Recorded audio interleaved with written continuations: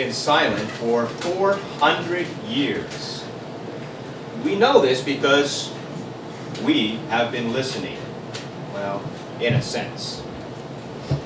My job is to listen and to observe. You know, people who talk a lot, you don't call them wise, do you?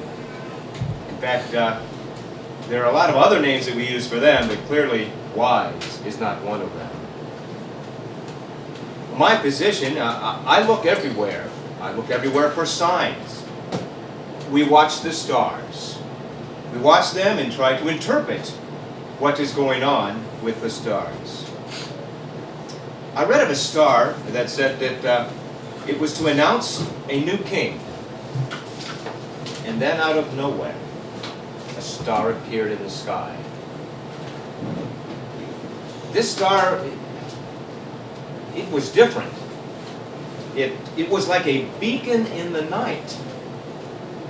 Now, after watching it for a while, I felt that this was the star that the Jews have been looking for. The star that was foretold in their ancient writings. The coming of the Messiah. So I followed that star. And there was a few of us, yes, and we actually followed it.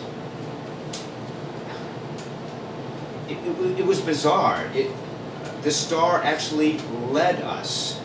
It moved and we would follow. And eventually it led us to Jerusalem and we met Herod. Now Herod claimed that he wanted to worship this new Messiah. And he told us that, he commanded us to, when we found this Messiah, to come back to him and tell him where that Messiah was. But in a dream, we were told not to trust that man. So for 2 years, we journeyed. And the star eventually led us to Judea. And then it stopped. And it shined over this small cottage. Our journey had not ended at a giant palace fit for a king. It actually ended at the home of a peasant.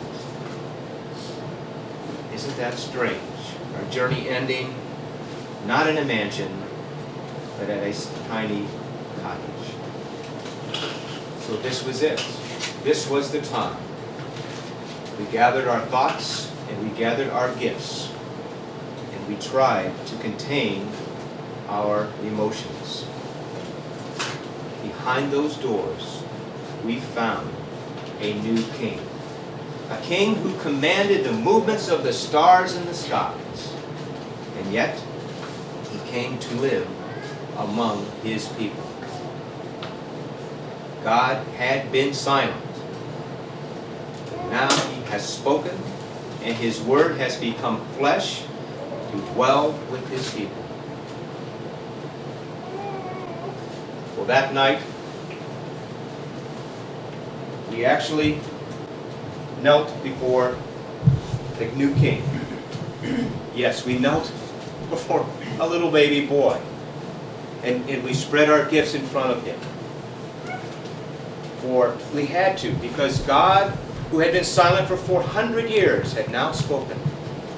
And this cry of this new king had broken the Lord's silence. So what did we do?